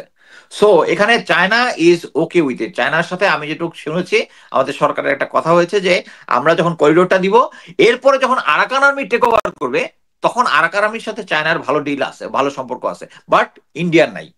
এইটা হচ্ছে ইন্ডিয়ার নাই, চায়নার আছে। So China will not be affected. So এখানে আমাদের করিডোর না দিলে আমরা আমাদের পাশের দেশের মুসলিম ভাই গাজার জন্য সলিডারিটি করে আমরা ভাষায় দিতেছি, বাট আমাদের পাশের দেশের মধ্যে মুসলমানদের অত্যাচার হচ্ছে, এটা নিয়ে আমরা জাস্ট আর রোহিঙ্গা নিব না, এতগুলা রোহিঙ্গা নিছে। এটা বুঝতে হবে যে আগে প্রতিটা রোহিঙ্গার জন্য আমাদেরকে জাতিসংঘ দিত $5,000 করে, এখন দেয় $500 করে, $500 করে দেয়। সো এটা ফিউচারে এটা আমাদের কাছে একটা বার্ডেন হবে। এবং এইটার জন্য আমি যদি মনে করি যে আমাদের যদি ভারতের সাথে সম্পর্ক খারাপের রিস্ক থাকে, চায়নার সাথে যদি রিস্ক থাকে, স্টিল আমাদের প্রেশার দেওয়া উচিত। কি জন্য আমাদেরকে চায়না বলতে হয়েছে, তাই নাহলে তুমি আমার এই রোহিঙ্গা নেওয়ার ব্যবস্থা করো, আমি এটার মধ্যে ইনভলভই হবো না। বাট কথা হচ্ছে এই সমস্যা মানে অতীতে এই ধরনের ক্রাইসিস সলভের জন্য মিলিটারি ফোর্স ডিপ্লয় হয়েছে, মিলিটারি ফোর্স ডিপ্লয় হওয়াটাই জরুরি। আমরা যদি এখানে, আমিও মনে করি, আমি ব্যক্তিগতভাবে মনে করি যে আমরা যদি এখন আরাকান আর্মি একটা উইনিং আর্মি, এই আর্মিকে যদি আমরা সাপোর্ট দেই, ফিউচারে আমাদের এই বর্ডারটা সিকিউর থাকবে। আমরা ধরে নিতে পারি এখন জান্তা সরকারের কোনো ফিউচারে গভর্নমেন্ট নাই, আমরা যদি আমেরিকার সাথে একটা ডিলে আসি, আমি যে সেটা হাইপোথেটিক্যাল বললাম, এটা অনেকেই বিরোধিতা করবে, যে আমেরিকার সাথে একটা ডিলে আসি যে ওকে তুমি আমার এয়ার ডিফেন্স সিস্টেমটা চিটাঙে ঠিক করে দিবা, আমি এখানে হেল্প করব, বাট আমার রোহিঙ্গার লোকজন নিয়ে যেতে হবে, দ্যাটস অল। বাট আমি মনে করি স্টিল আমাদের ট্রুপস ইনভলভ না করে আমরা যদি আমাদের বর্ডার পর্যন্ত দেই, তাহলে আমরা এটা অ্যাটলিস্ট একটা প্যাসেজ ওপেন হবে, যেটা দিয়ে আমরা এই রোহিঙ্গা ইয়াটাকে আমরা সমাধান করতে পারবো। জি মুস্তাফিজ ভাই, এবং ধরেন যে আমার মনে হয় যে এই ব্যাপারে সরকারের সাথে সকল রাজনৈতিক দল মিলে সিদ্ধান্ত নেওয়া উচিত। অর্থাৎ এই জাতীয় থ্রেড দিয়ে লাভ হবে না আর কি। ডক্টর ইউনূস হচ্ছে মানে মানে পুরো ওয়ার্ল্ড ভাইজা খাওয়া লোক, তো ওনারে আপনি চোখ রাঙায় লাভ হবে না, আর এসব কথা বলে লাভ হবে না, সেনাবাহিনীর বিরুদ্ধে অপপ্রচার, আমার বিরুদ্ধে অপপ্রচার। নো, মানে আপনি আপনি ভাই আসমান থেকে ওহী নাযিল হয় না আপনার উপরে, আপনি ইয়েও না, আপনি প্রিস্ট লাইক কিছু না। আপনি ধরেন আপনারা এখন এত কথা বলছেন, তো 16 বছরে যে ইন্ডিয়াতে যে বন্দরটা দিয়ে দিল, আপনি বলতেছেন যে চট্টগ্রাম বন্দর এইভাবে দেওয়া যাবে না, তো তখন আপনারা কোথায় ছিলেন ভাই? তখন তো আপনাদের ইউনিফর্ম ছিল, তখন তো আপনাদের এইসব ইয়ে ছিল। একবার বলছেন কেউ দেশের ভিতরে ট্রান্সশিপমেন্ট দিচ্ছেন, আমাদের তখন সিকিউরিটির কথা মাথায় আসে নাই কারো, এখন সব মচমচানি শুরু করছেন আপনারা। আর আপনাদের বিরুদ্ধে বললে বলবেন যে সেনাবাহিনীর বিরুদ্ধে কুৎসারটায়। তো এইসব আপনি কিন্তু ওই যে ইয়াটা, ওই যে প্রফেসর ইউনূস যে ওই বন্দরে গিয়ে যে স্পিচটা দিছে, ওইটা দিলে কিন্তু আপনি ক্রিস্টাল ক্লিয়ার হয়ে যাবেন। একদম ক্লিয়ার। এটা দেশের লাভের জন্যই হচ্ছে, যাতে পলিটিক্যাল পার্টিরা এখানে ইনফ্লুয়েন্স করতে না পারে। আর দেখেন পৃথিবীর 70টা দেশে ডিপি ওয়ার্ল্ড আছে, তাদের সর্বভৌমত্ব নিয়ে কোনো সমস্যা হচ্ছে না, শুধু আমাদের হচ্ছে। এইদিকে যখন ইন্ডিয়া যখন আমাদের কোস্ট লাইনে রাডার বসানোর সমস্ত ফাইনাল হয়ে গেছিল, তখন আমাদের কোনো সমস্যা হচ্ছে না, তখন ঠিক আছে, তখন ঠিক আছে, তখন সব ঠিক আছে।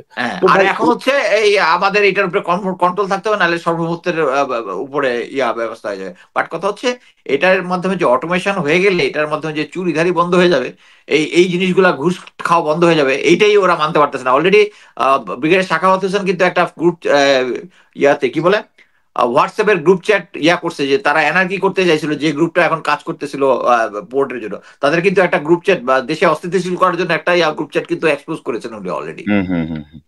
না, এবং ধরেন যে মানে আমি আমার যেটা মনে হয় আর কি, যে এই জাতীয় বিষয়গুলো আসলে এইভাবে বলে, এইভাবে মুখোমুখি অবস্থান নিয়ে আমার মনে হয় না যে ডক্টর ইউনূসকে আপনি মানে বশ করতে পারবেন। আর আপনি যেটি বলছিলেন যে আমাদের পোর্ট হচ্ছে লস, আমাদের বিমান হচ্ছে লস, আমাদের এয়ারপোর্ট হচ্ছে লস, তো আপনি বিমানটাকে ভাই এমিরেটস এর সঙ্গে একটা জয়েন্ট ভেঞ্চারে আসেন না। বাংলাদেশ বিমান পাওয়ার্ড বাই এমিরেটস, পুরো পৃথিবীর 188টা দেশে বিমানের সার্ভিস চালু হয়ে যাবে। আমরা বছরে যা লস দিচ্ছি তার 100 গুণ বেশি আমাদের ইনকাম হবে। পৃথিবীর সকল রাষ্ট্র এটা করতেছে রে ভাই, এটা সার্বভৌমত্বের কিছু না, এটা বিজনেস। আর যেখানে সার্বভৌমত্ব বিপন্ন হচ্ছে ওইখানে আপনি স্যালিউট দিয়া খুশি, আর যেখানে আচ্ছা যাই হোক, আরেক তিনি বলছেন যে গার্মেন্টস ফ্যাক্টরি বন্ধ হয়ে যাচ্ছে একের পর এক, এই বিষয়ে সরকারের কোনো ভ্রুক্ষেপ নাই।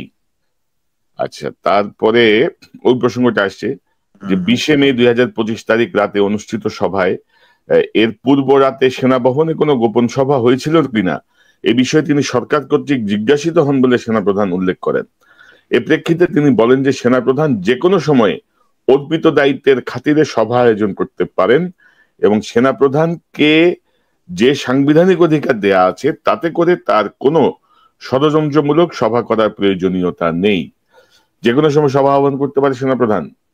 না, অবশ্যই সেনাপ্রধান যে কোনো সময় করতে পারে, বাট কথা হচ্ছে এই বর্তমান পরিস্থিতিতে যখন উনি আওয়ামী লীগের নিষিদ্ধ চান না, মডারেট আওয়ামী লীগ চান, অলরেডি বিভিন্ন জায়গাতে হচ্ছে, সরকার তো তাকে জিজ্ঞেস করবেই।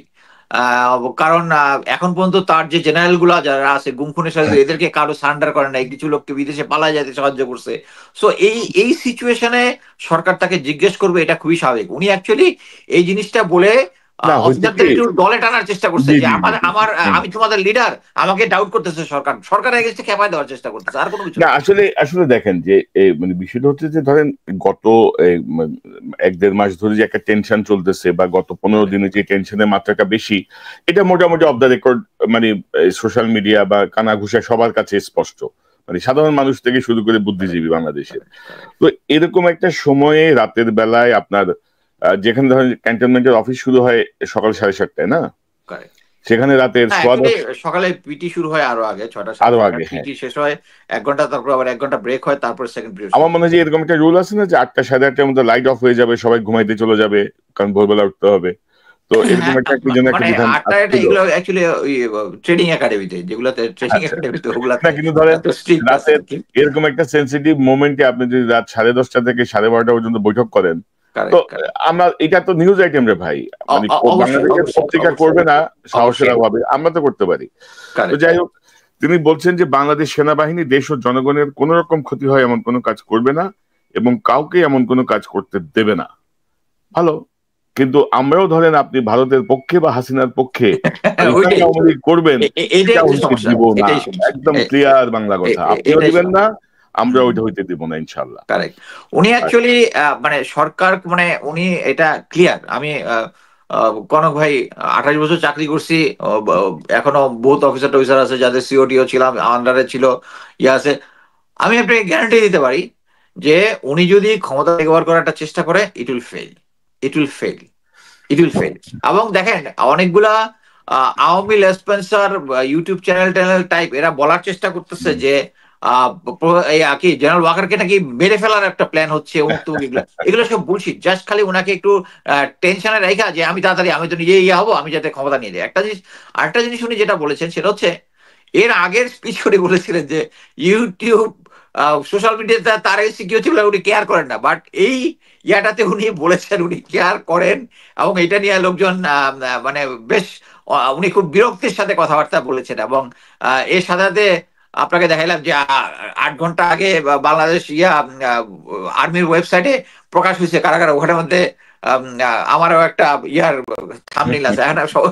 সুবিধা হচ্ছে কি, আমি তো জাস্ট আগে আমার ফেসবুকে লাইভ করতাম এবং এটাকে কপি করে লোকজন যাইতো। আমার তো ফেসবুক আগের 2টা তো ডিসেবল করে দিয়েছে গোয়েন্দা সংস্থা, এখন ইউটিউবে করে ওইটা আবার লোকজন কপি করে বিভিন্ন হেডিং দিয়ে করে। তো ওরকম একটা দিয়ে দেখলাম যে ফেক, মানে ছড়াচ্ছে আর কি।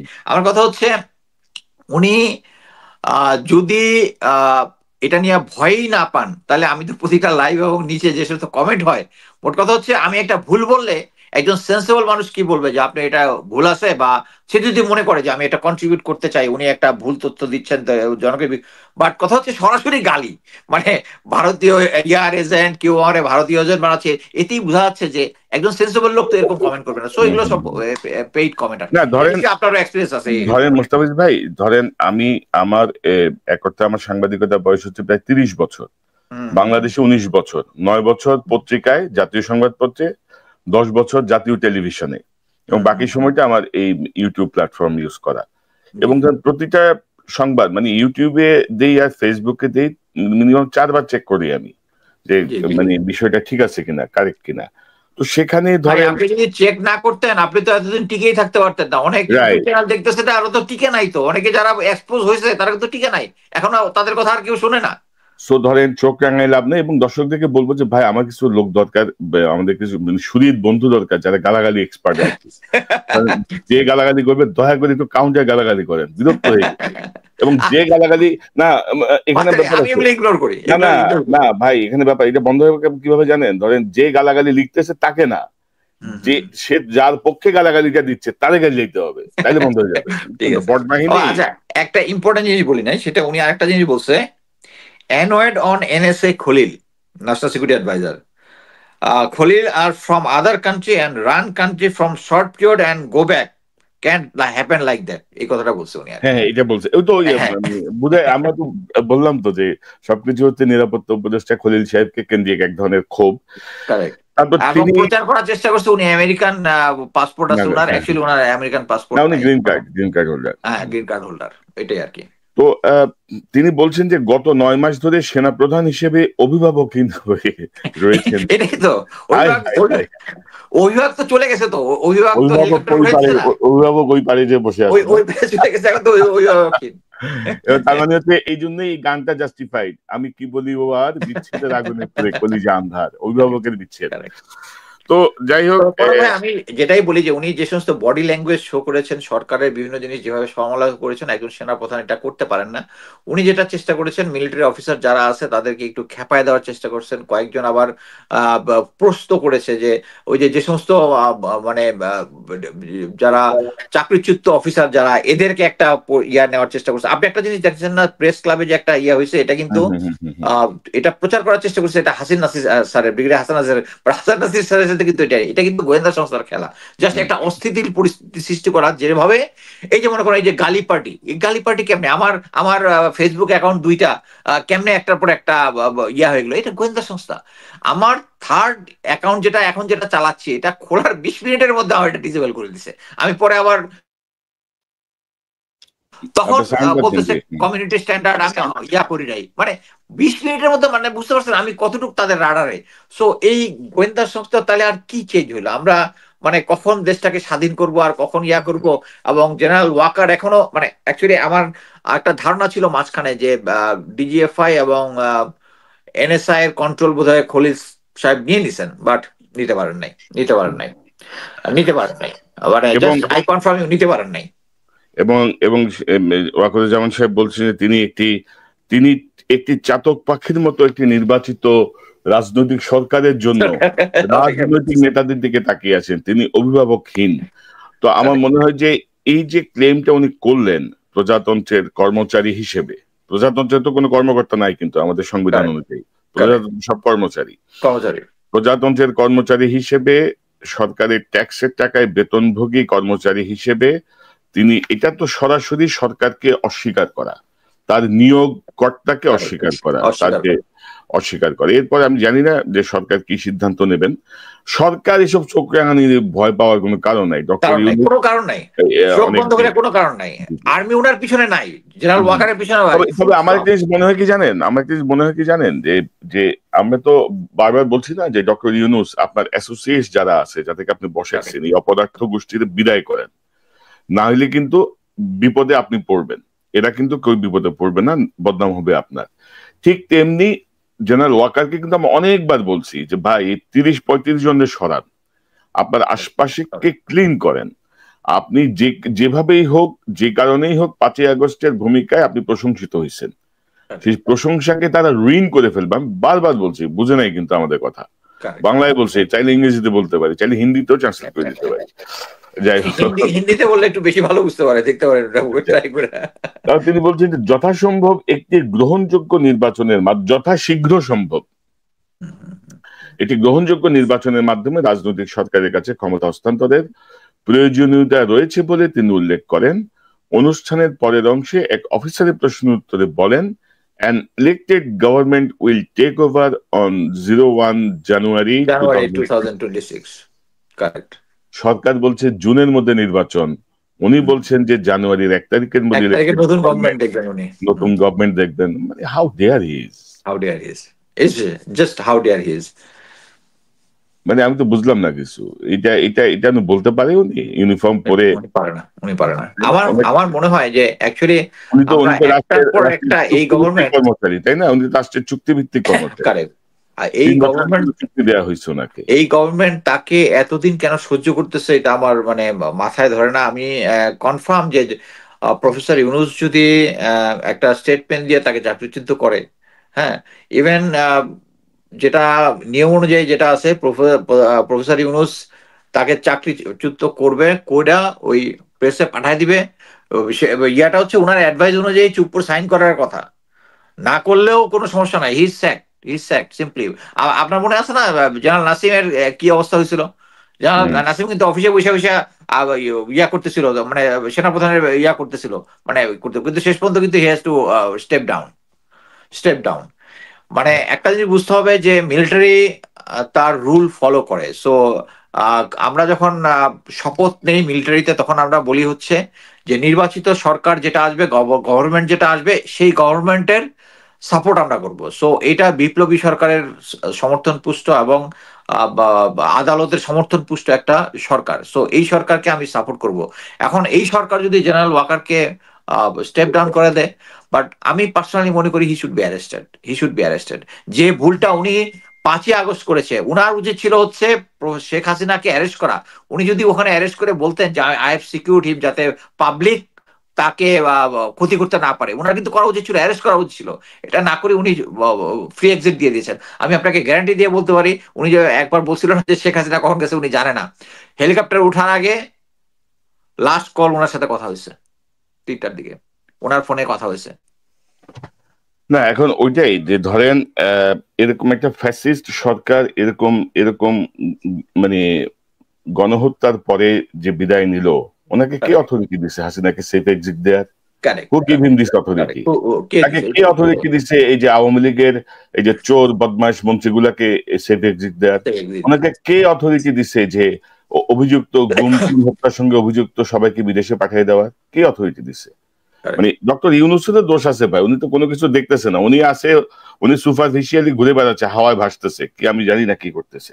না, ইউ আর অ্যাবসলিউটলি রাইট যে উনি ইনিশিয়াল স্টেজে যে সমস্ত উপদেষ্টা নিয়োগ দিছে, দ্যাট ওয়াজ রং ডিসিশন। এবং আমি বলবো ছাত্রদেরও দোষ আছে। ছাত্ররা actually they are decide by colonel Hamid and general Hamid, ওই যে ডিজিএফআই আর জেনারেল ওয়াকার, এদেরকে ডিসিভ করছে, একদম ডিসিভ করে একদম। এখন এনাকে জেনারেল ওয়াকারের বিষয় লাগছে, কারণ জেনারেল ওয়াকার তাদেরকে গাছে তুলে মই কেড়ে নিছে একদম। তিনি বলছেন যে সংস্কার কার্যক্রম সিদ্ধান্ত সমূহে সেনাবাহিনীর যথাযথ প্রতিনিধিত্ব থাকা অবশ্য প্রয়োজন বলে একজন অফিসার মত প্রকাশ করেন। তবে এই ব্যাপারে সেনাপ্রধান কিছু বলে নাই। হ্যাঁ, থাকতে পারে, সেনাপ্রধান বা সেনাবাহিনীর ঊর্ধ্বতন কাউকে সংস্কার প্রক্রিয়ায় থাকতে পারে, একটা মতামত দিতে পারে। আমার কথা হচ্ছে উনি কি যেটা মনে করেন, উনি তো যখন এগুলা সংস্কার ইয়া হয় উনি গিয়া কিন্তু বলতে পারতেন যে ঠিক আছে আমাদের মিলিটারি একজন প্রতিনিধি রাখো, বলতে পারতেন। বাট এটা না বলে অফিসারদের কাছে বিচার দিচ্ছে আমার দেয় নাই।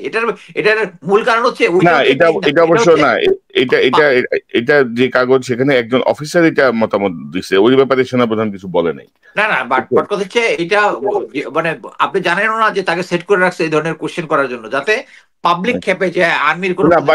বাট সেনাপ্রধান তো বলেছেন যে সংস্কার বিষয়ে সরকার কি সিদ্ধান্ত নিচ্ছে সেটা তিনি বা সেনাবাহিনী অবগত নন, এটা তিনি বলেছেন। তার মানে তার অবগত হওয়ার ইচ্ছা আছে।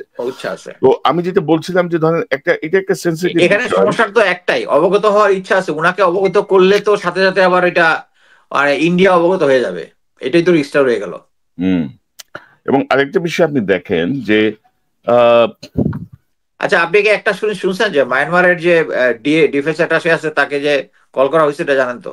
এটা জানি, এটা শুনছি আমি। হ্যাঁ, আপনি he pass sensitive information to India and Myanmar and it is proven. মানে আমাদের ইউনূস সাহেবের কাছে খবর একটু স্লো যাচ্ছে, ওনারা আরো স্লো পদক্ষেপ নিচ্ছে। মানে আমার ধারণা হচ্ছে যে গোয়েন্দা সংস্থাগুলো বিশেষ করে ডিজিএফআই, এনএসআই ইউনূস সাহেবকে কন্টিনিউ রিপোর্ট করার কথা, সেই রিপোর্ট গুলো তারা পাচ্ছেন না।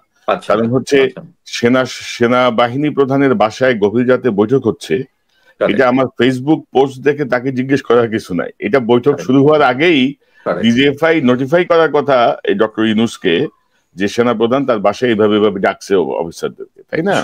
শুধু তাই না, মনে করেন এরকম একটা কনফারেন্স যদি চলতে থাকে, যদি সে সাসপেক্ট করে, মানে DG can always go to চিফের বাসায় গিয়া ওখানে গিয়ে বসতে পারে, তাহলে কেউ মানা করবে না। And he should have reported this to professor Yunus. মানে যেভাবে যে স্মুথলি যে নিয়মের মধ্য দিয়ে চলার কথা সেই নিয়মের মধ্য দিয়ে চলছে না, বাট তারা নিয়ম করে গলা ফাটাচ্ছে।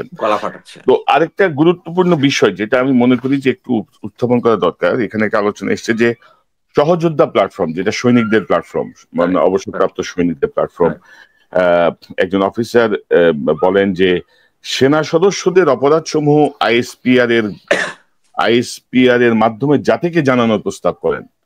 হ্যাঁ, তো এই ব্যাপারে আবার সেনাপ্রধান বলেছেন যে মহান আল্লাহ অন্যদের দোষ গোপন রাখার নির্দেশনা প্রদান করেছেন বলে এখন পর্যন্ত এরূপ পদক্ষেপ নেওয়া হয়নি। তবে বিষয়টি সহ্যের সীমা অতিক্রম করলে এরূপ ব্যবস্থা গ্রহণ করা যেতে পারে বলে তিনি উল্লেখ করেন। অর্থাৎ আপনি দেখেন যে 15 বছরে হাসিনা কিন্তু ওই যে এর দাদা জামাত করত, এর দাদা মুসলিম লীগ করত, এর বাপ বিএনপি করে, এর চাচা শ্বশুর বিএনপি নেতা, এইভাবে অফিসার সৈনিক অনেকেই নানাভাবে শাস্তি দিয়েছে। এর মধ্যে একটা পোর্শন হচ্ছে জেনুইন অপরাধী, জেনুইন মানে আইন ভঙ্গকারী, তাদের ব্যাপারে আমাদের কোনো বক্তব্য নাই। কিন্তু আপনি ভাই, সৈনিক আবেদন করছে 800 কতজন, অফিসার আবেদন করছে 200 কতজন, এই 1000 সামথিং বা 1100 আবেদন আপনি 10 মাসেও ডিসপোজ করতে পারলেন না। 10 মাসেও আপনি বলতে পারলেন না যে 50 জনকে আমি প্রমোশন দিব, এই 50 জনকে আমি বরখাস্ত থেকে অবসর দিব, তারা পেনশন পাবে, আর এই 200 জন কিছুই পাবে না, শেষ, বাকিরা কিছু পাবে না। একটা সিদ্ধান্তে তো আসবেন আপনি। সিদ্ধান্তে না এসে আপনি এই যে থ্রেট দেন আইএসপিআর দিয়ে প্রকাশ করবেন, তো আমাদের কাছে যা আছে এগুলো প্রকাশ করবো, আমরা প্রকাশ করবো। শোনেন, মানে এটা কিন্তু জেনারেল ওয়াকারেরই গেম। উনি যেখানে উচিত ছিল হচ্ছে গত 16 বছরে যারা ডেপ্রাইভ, তাই না, উনি আন্ডারহ্যান্ড পাস করে দিচ্ছেন এখন পর্যন্ত। মনে করেন 20 বছর আগে 25 বছর আগে অফিসারের চাকরি গেছে, হ্যাঁ, মানে চুরির চাকরি গেছে, সেও অ্যাপ্লিকেশন করছে। করছে হচ্ছে কি জন্য জানেন? এটাকে ভেজাল লাগানোর জন্য। এবং এইটার সাথে আমিও ছিলাম, জাস্টিস ফর কমরেডস একটা গ্রুপ ছিল, সবাই অ্যাপ্লিকেশন যখন করতেছে, আমার যখন অ্যাপ্লিকেশন করতে বললো, আমি বললাম যে না, আমি ডেপ্রাইভ মনে করি না নিজেকে। কয় না স্যার, আপনি তো প্রমোশনের ডেপ্রাইভ। আমি স্টিল আমি মনে করি যে আমার যেটা আছে, আমি লেফটেন্যান্ট কর্নেল, আলহামদুলিল্লাহ কোনো সমস্যা নাই, আমি করি নাই। বাট হয়েছে কি, উনি চাই হচ্ছে কেউ, কারণ আমি যদি অ্যাপ্লিকেশন করতাম তাহলে কিন্তু আমার সাথে কন্ট্যাক্ট করতো যে আমাকে একটা কি যে প্যাকেজ একটা দিবে, দিয়ে কন্ট্রোল করবে। বাট এটা না করে যেটা করছে, এবং ওই গ্রুপের মধ্যে আমি দেখলাম যারা নেতৃত্বে ছিল যে সমস্ত অফিসার গুলা, মানে বিসাইড হাসিন স্যার আর প্রত্যেকটা হচ্ছে, আমি খোঁজ দেওয়া দেখলি সবগুলো ডিসিপ্লিন কেসে আউট হওয়া। এটার সাথে কোনো সরকারের মানে আওয়ামী লীগ সরকারের নাই, কিছু কিছু আছে জাস্ট নৈতিক স্খলনের জন্য গেছে। এই পার্টিটাকেই বানাইছে নেতা, এবং এই পার্টি দিয়ে কিন্তু শেষ পর্যন্ত মাঝখানে একবার ইয়াতে যে জাহাঙ্গীর গেট অবরোধ করার চেষ্টা করছিল, এখানে কিন্তু সবাই যায় নাই। পরবর্তীতে প্রেস ক্লাবে যেটা হচ্ছে ওটা দেখানোর চেষ্টা করছে, এটা হচ্ছে ভেজাল লাগানোর চেষ্টা করছে এখানে। আপনি দেখেন, অরিজিনালি দেখেন, একমাত্র আজমি ছাড়া এখন পর্যন্ত কাউকেও কোনো কিছু ইয়াদে নাই। আপনার মনে আছে ব্রিগেডিয়ার বাড়ির কথা মনে আছে? আপনার সত্যিই তো আসছিল। আপনি জানেন যে স্যারকে যে বরখাস্ত করা হয়েছে, এটা আপনি জানেন? জানি। উনি আসছে, দেশে আসছে, আইসা উনার মতো সিনিয়র একজন লোক, এবং আমি আপনাকে গ্যারান্টি দিয়ে বলতে পারি, আমি আপনার সাথে যে ইয়াটা হয়েছিল মনোযোগ দিয়ে পড়েছি, আমি উনার অনেক কিছুর সাথে একমত না, বাট এইটাতে আমি একমত যে উনি একজন দুর্নীতিবাজ লোক না। উনি এখনো মানে খুব হাম্বল জীবন যাপন করে আমেরিকাতে। উনি এসে অ্যাপ্লিকেশন করলো, উনাকে আর্মির নিয়ম অনুযায়ী তারা কাস্টাডিতে রেখে তারা চেক করে দিল, জেনারেল ওয়াকার চেক করে দিচ্ছে তাকে। এবং পরবর্তীতে যেটা হয়েছে, ওনাকে বলছে এখন অ্যাপ্লিকেশন করতে ইয়ার মতো, মানে অন্য সবাই রাজ্যের মার্সি পিটিশন করার জন্য ওনাকে মার্সি পিটিশন করতে হবে। এবং সেম জিনিসটা হয়েছে, যারা যারা এই অ্যাপ্লিকেশন করছিল সবাইকে দিয়ে মার্সি পিটিশন করাবে, তারপরে সে এই জিনিসটা দেখবে। মানে এটা হচ্ছে he was dealing with a wrong thing সবকিছুতে। এবং এটাতে দেখেন সেম জিনিসে সিভিলিয়ান যারা আছে, সিভিলিয়ান তারা নাকি 3-4টা করে প্রমোশনও পাই গেছে, চাকরি ব্যাক করছে। আমার বন্ধু পুলিশের জিল্লুর, সেখানে কমান্ড্যান্ট ট্রেনিং স্কুল, হ্যাঁ, যে টকশোতে কথাবার্তা বলতো, তারা চাকরি পাই গেছে। আর আমাদের মিলিটারির লোকজন, আমি অ্যাপ্লিকেশন করি কিন্তু যারা আছে যারা জেনুইন কেসেস, আপনি নিজে অনেকে এর মধ্যে ইন্টারভিউ করেছেন। সো এইটা অ্যাকচুয়ালি জেনারেল ওয়াকার ওই ওই আওয়ামী মাইন্ডসেট থেকে, ওরা আওয়ামী লীগের বিরুদ্ধে ছিল, ওদেরকে দিবে না দেখে এখানে ভেজালটা লাগাইছে, আর কোনো কিছু না।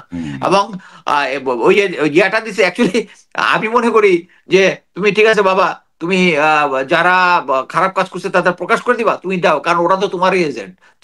যাদের খারাপ কাজ করছে ওরা তো তোমার এজেন্ট, তুমি প্রকাশ করে দাও, আই হ্যাভ নো প্রবলেম। না না, আপনারা প্রকাশ করেন, আমাদের কাছেও প্রকাশ করার বহু কিছু আছে, বাংলাদেশের মানুষের কাছে প্রকাশ করার বহু কিছু আছে। অর্থাৎ হচ্ছে কি, দেখেন ভাই, সহজ কথা সহজভাবে বুঝে না, পানি ঘোলা করার চেষ্টা চলতেছে, একটা একটা ঝামেলা পাকানোর চেষ্টা চলতেছে। আপনার আপনার মনে আছে নিশ্চয়ই যে 5ই আগস্টের আগে গত বছরের মে জুনে বোধহয় কোন একটা পর্ব করছিলাম আমি, যে নির্বাচনের আগে সম্ভবত, যে বা কোন একটা ইস্যুতে শিরোনামটা ছিল এরকম যে দেশপ্রেমিক সেনাবাহিনী এবার কোন পক্ষে। ভাই, সাধারণ বা পাবলিক গাইলে শেষ করে ফেলাছে, কেন আমি দেশপ্রেমিক বললাম। 5ই আগস্টের পরে এই ধারাটা চেঞ্জ হয়েছিল, কিন্তু মানে সেনাবাহিনীকে হাসিনা যে পর্যায়ে নামাইছে, যতটুকু ধ্বংস করছে বা অপমানিত করছে, সেখান থেকে কিন্তু উত্তোলন হচ্ছিল, আবার কিন্তু আওলাইতেছে কিন্তু মানে আপনি এটার কারণটাই হচ্ছে যে সামনে যদি জুলাইয়ের ঘোষণাপত্রটা আসে, তাহলে সংবিধানটা রহিত হয়ে যাবে। সংবিধান রহিত হলে চুপ্পু আর জরুরি অবস্থা ঘোষণা করতে পারবে না। তখন আর শেখ হাসিনা আবার নিয়ম করে রাখছে যে ওই ক্ষমতা দখল করলে তার ফাঁসি হয়ে যাবে, যে করতেছে সবকিছু মিলে একটা, মানে আওয়ামী লীগ নিয়ম করছে, আওয়ামী লীগ তো দোয়া করতেছে যে শেখ জেনারেল ওয়াকার জন্য ক্ষমতা দখল করে। সো এই যে ঘোষণাপত্র, ওই ঘোষণাপত্র নিয়েই কিন্তু ভারতীয় মিডিয়া, আওয়ামী লীগ স্পেন্সাররা, তারা কিন্তু করতেছে এবং ইন্সপায়ার করতেছে জেনারেল ওয়াকারকে নেওয়ার জন্য। বাট আমি বলি, ওনার জেনারেল ওয়াকারের পায়ের নিচে এখন মাটি নাই, উনি জাস্ট হাওয়ার উপরে গলাবাজি করতেছে, আর কোনো কিছু না। এনে ভয় পাওয়ার কিছু নাই সরকারকে। বাট আমি মনে করি সরকার should make a case against him and just একটা চার্জশিট তৈরি করে তাকে অ্যারেস্ট করা উচিত, আর কোনো কিছু এছাড়া। মানে অ্যারেস্ট বা ধরেন হার্ডলাইনে যদি নাও যায়, অন্তত এই অবাধ্যতার ব্যাখ্যা তো দিতে হবে। আপনি রাষ্ট্রীয় প্রজাতন্ত্রের কর্মচারী হয়ে একটা দায়িত্বে থেকে আপনি বলতেছেন যে আপনি অভিভাবকহীন, আপনি বলতেছেন যে এটা করা যাবে না, আপনি বলতেছেন এটা হবে না, আপনি বলতেছেন যে আইন পরিস্থিতি অরাজকতার দিকে যাচ্ছে। আরে ভাই, আপনার দায়িত্ব কি? আপনাদেরই তো দায়িত্ব দেওয়া আছে, আপনাকেই তো দায়িত্ব দেওয়া আছে, তাই না? তো এরকম মানে এগুলো আসলে ধরেন, আমার তো মনে হয় ওভারঅল আমি বলবো যে সেনাবাহিনীতে যারা আছেন, যারা বোঝেন, তারা আমার মনে হয় যে তারা এই জায়গায় রেসপন্ড করবেন না। বা ধরেন এই জাতীয় কথা যদি আরো বাড়ে, ঝুঁকিটা কোথায়? এটা চাচ্ছে কারা? মানে ওই করিডোর বা ইস্যুগুলো নিয়ে কারা কাজ করছে? ইউরোপীয় ইউনিয়ন, জাতিসংঘ এবং আমেরিকা। এবং তাদের সাথে এরা যখন এক, মানে আপনি ধরে নিতে হবে যে ওয়ার্ল্ডের বাকি 90% রাষ্ট্র এদের সাথে এক। বাংলাদেশের সেই সক্ষমতা আছে এই লড়াই করার? বাংলাদেশের সেই যোগ্যতা আছে লড়াই করার? কনক ভাই, আমি জাস্ট আমার গতকালকের ভিডিওতে একটা জিনিস এক্সপ্লেইন করছি। সবাই একটা এমন একটা যে আমেরিকা যার বন্ধু তার হওয়ার দরকার নাই। আরেকটা জিনিস দেখেন, আমেরিকা তো জাপানের মধ্যে 2টা পারমাণবিক বোমা মারছিল। হ্যাঁ, তারা এখন আমেরিকার সাথে এত বন্ধুত্ব কেন? সাউথ কোরিয়া কেন এত বন্ধুত্ব? কারণ তারা রিয়েলাইজ করছে যে তাদের আশেপাশে আছে চায়না, কোরিয়া, রাশিয়া এবং এরা কমিউনিস্ট কান্ট্রি। এরা আমেরিকার সাপোর্টটা যদি না থাকে, তারা এদেরকে গিলে খেয়ে ফেলবে। Same with us. আমরা যদি এখন একটা শক্ত আমেরিকার ইন্টারেস্ট আর আমাদের ইন্টারেস্ট যদি এক হয়, why not to take this support? এখন জিনিস দেখেন, পাকিস্তান তো আমাদের উপরে বোমা মারে নাই, পারমাণবিক বোমা মারে নাই। পারমাণবিক বোমা মারলে তো এখন সার তো প্রতিদিন স্যানিটাইজ করতো পাকিস্তানের নাম শুনলে সারা শরীর। সো এখানে এই সমস্ত জিনিস, এই যে মনে করেন আফগানিস্তান এবং ভিয়েতনাম, 2টি আমেরিকার এগেইনস্টে যুদ্ধ করছে। এখন প্রেজেন্ট সিচুয়েশন দেখেন, মানে এটা হচ্ছে ডিপ্লোমেসি। ভিয়েতনাম এখন কোথায় আছে? ওদের সাথে ডিপ্লোমেট, পলিটিক্যালি, ইকোনমিক্যালি সব থেকে তারা ফ্লারিশ করছে because of good diplomacy. Afghanistan কেন করে নাই? Because they had a bad diplomacy. Same with আমরা সবসময় আমেরিকা হইলে দেখি হচ্ছে সোমালিয়া, ইরান, ইয়াটিয়া। বাট আমেরিকার সাপোর্ট নিয়ে যে সমস্ত দেশগুলো এখনো ভালো আছে, মিডল ইস্টের কান্ট্রিগুলা, তারা জানে যে এখানে ইসরায়েলের ইয়ে আছে, ইরানের ইয়ে আছে, এখান থেকে রক্ষা করার জন্য তারা একটা সাপোর্ট দিচ্ছে। আমার কথা হচ্ছে ডিপ্লোমেসিটা আমাদের পক্ষে কাজে লাগাইতে হবে। এইটাই, এই স্মার্টনেসটা প্রফেসর ইউনূসের আছে। এবং আমি যেটা মনে করি যে অনেকে বলে যে করিডোর দেওয়া হয়েছে একটা খ্রিস্টান রাষ্ট্র তৈরি করবে। আরে আমরা সবাই জানি খ্রিস্টান অধ্যুষিত এলাকা কোনটা? সেভেন সিস্টারের মধ্যে। ওখানে যদি আমেরিকা গিয়া গিয়া কিছু একটা করতে চায়, কিছু, আমি তো দূর থেকে তালি বাজাবো। আমার তো এটা নিয়ে কনসার্ন না। বাট এটা নিয়ে আমরা দেখবো হচ্ছে আমাদের সবচেয়ে বেস্ট সার্ভ করবে। সো জাপান, কোরিয়া এরকম যেরকম আমেরিকার সাপোর্ট নিয়ে তাদেরকে ফ্লারিশ করছে, তারা নিজেও জানে যে তখন ভঙ্গুর কান্ট্রির মধ্যে তারা ইকোনমিক্যালি ডেভেলপ করতে পারবে না। সো সিকিউরিটির পার্টটা আমেরিকাকে দিছে। তারা ইন্ডাস্ট্রি, সায়েন্স, টেকনোলজির উপরে তারা রিসার্চ করে তারা আজকের এই পজিশনে আসছে। সো আমাদের উচিত যে এই জিনিসটা আমেরিকার যে সাপোর্ট, যেটা এটা আমাদের পক্ষে একটা ভালো ডিপ্লোমেসির মধ্যে আমাদের পলিটিক্যাল, মানে মানে আমি যেটা বলতেছি, পলিটিক্যাল গভর্নমেন্ট থাকলে কি হবে, যে আমি যেটা জানি যে মনে করেন যে ভারতের সাথে একটা চুক্তি সাইন করবে, যে লোকটা আমাদের পক্ষে চুক্তি সাইন করবে তারে কিনে ফেলবে। বাট আমি এটা গ্যারান্টি দিতে পারি যে আমেরিকানরাও তাই করে, তাদের একটা বিজনেস টিজনেস আনার জন্য দেখে যে এগুলো কিন্তু ম্যানেজ করলেই হয়। বাট প্রফেসর ইউনূসের গভর্নমেন্টকে পারবে না। সো আমি মনে করি প্রফেসর ইউনূস ভাই একটা সহজ, আমি যদি জাস্ট আপনার এইটাকে যদি সাম আপ করে বলি যে ভারতের দাসত্বের চেয়ে আমেরিকান বন্ধুত্ব অনেক ভালো। Correct, correct, 100%। এবং এবং এখন পর্যন্ত আমরা যেটা দেখছি যে মিয়ানমার বা এই করিডোর বা এই ইস্যুগুলো নিয়ে অলরেডি ডক্টর ইউনূস চীনকে কনভিন্স করে ফেলছে, কিন্তু চীনের পক্ষ থেকে কিন্তু আমরা কোনো বাধা দেখছি না, দেখছি না। তো এখন ধরেন আপনাকে যদি আপনার এই প্রায় 15 লক্ষ রোহিঙ্গা তো ফেরত পাঠাইতে হবে ভাই, একটু বাড়েন। $5,000 থেকে $500 নেমে আসছে সাহায্য মাথা পিছু। সামনে এটা যদি বন্ধ হয়ে যায়, বাংলাদেশ 15 লক্ষ রোহিঙ্গাকে কিভাবে মেনটেন করবে? না না, এটা তো শুধু ইকোনমি না, এটার সাথে আইন শৃঙ্খলা বাহিনী সবকিছু ইয়া হয়ে যাবে পুরো। আজকে আরেকটা জিনিস বললো যে খলিল ভাই বললো যে এই যে এই যে যে যে যে রোহিঙ্গা গণগোষ্ঠী আছে, এটা নাকি বায়োমেট্রিক করা হয়েছে প্রত্যেকের, এবং এটার সাথে আমাদের ডাটার, আমাদের দেশের বায়োমেট্রিক ডাটা, এটার সাথে কোনো ম্যাচ করা হয়নি। ম্যাচ করলে কিন্তু আমরা বুঝতাম কত পার্সেন্ট আমাদের বাংলাদেশের পাসপোর্ট নিচে ইয়া করছে। এটা আওয়ামী লীগ সরকার কখনোই করে নাই, বাট এটা কিন্তু খলিল সাহেব বললো যে তারা করা শুরু করছে। না না, ওইটাই। এখন ধরেন এই যে আমি যেটা বলছিলাম যে ধরেন আমাদের আসলে এই মুহূর্তে ঠান্ডা মাথায় সিদ্ধান্ত নিতে হবে, এবং কোন সিদ্ধান্তের আগে কেন পররাষ্ট্র উপদেষ্টা তৌহিদ হোসেন বলে দিল যে সরকারের নীতিগতভাবে সিদ্ধান্ত, আমার মনে হয় যে সেই বিষয়টাও তদন্ত করে দেখা উচিত। এইসব মানে কি বলবো, 111-এর তৌহিদ হোসেন এখনো বসে আছে, সে ভারতের লোক, সবাই জানে। আমি ফরেন সার্ভিসের কিছু অফিসারের সাথে কথাবার্তা বলছি আর কি, এরা কেউ উনারে পছন্দ করে না। উনি নিজেরটা ছাড়া কিছু বুঝে না। উনারে জাস্ট মানে লেখাপড়ায় ভালো হইলে তো সবকিছু হয় না। But at the same time এর অপোজিটে খলিলুর রহমানের রিপুটেশন ইজ ভেরি গুড। সবাই তারা ইয়া করে যে is a leader, team leader, মানে he goes with the team. But এইটা একটা ব্যাড ডিসিশন হয়েছে আর কি। এই যে লেফটেন্যান্ট জেনারেল হাফিজকে দিছিল যে defence adviser, it was a bad choice. এবং এটা দিছে কি জন্য? জেনারেল ওয়াকারের রিকমেন্ডেশন হয়েছে। এখন জেনারেল ওয়াকার ওই হাফিজ স্যারের পাত্তাই দেয় না। ফোন দিলে নাকি ফোন রাইখা দেয়, না কথা না শুই না। তবে আসলে এই বিষয়গুলো একটা সমাধান দরকার। কারণ ধরেন যে আমরা তো ধরেন প্রতি 5 বছর 10 বছর পর পর এই পুনরাবৃত্তি চাইবো না, না রাস্তায় নামতে হবে, আন্দোলন করতে হবে, মিছিল মিটিং, গণতন্ত্র, সুশাসন, অধিকার। তো ধরেন ইউনূস সাহেবের পারফরমেন্স যাই আছে, ওনার সাথে লোকজনের পারফরমেন্স এক দুই একজন ছাড়া এগুলা সব ট্র্যাশ মাল ইতিমধ্যে প্রমাণিত হয়েছে, কিছুই হয় নাই। আমাদের মূল যে জায়গাগুলো ছিল, স্বরাষ্ট্র, বিচার, পুলিশ, বিচার বিভাগ, এগুলো আসিফ নজরুল আর জেনারেল জাহাঙ্গীর শেষ করে দিছে ভাই, একেবারে শেষ করে দিছে। এগুলো নিয়ে বলতে বলতে আমরা টায়ার্ড হয়ে গেছি, আর আমরা অনুষ্ঠান শেষ করব। সবচেয়ে বড় কথা হচ্ছে জেনারেল ওয়াকারকে আমরা কৃতিত্ব দিতে চাই, ওনাকে 5ই আগস্টের ওনার যে ভূমিকার জন্য। অনেক কিছুর পরেও আমরা থ্যাঙ্কস দিতে চাই, ওকে ফাইন, আপনাকে রোল প্লে করছেন, বাধ্য হয়েও যদি করছেন বা যে কারণেই করছেন, তো নিজের এই অবস্থানটাকে নষ্ট করেন না। হাসিনা সেনাবাহিনীকে যে পর্যায়ে নামায় নিয়ে গেছে, সেনাবাহিনী সেখান থেকে রিকভার করতেছে, তার সম্মানটাকে আবার ফিরে পাচ্ছে। জনগণ দেশপ্রেমিক সেনাবাহিনী বলছে, আস্থার জায়গায় নিচ্ছে, সেখান থেকে নষ্ট করেন। এটা হচ্ছে আমার আহ্বান। আপনার সর্বশেষ যদি কোনো বক্তব্য থাকে।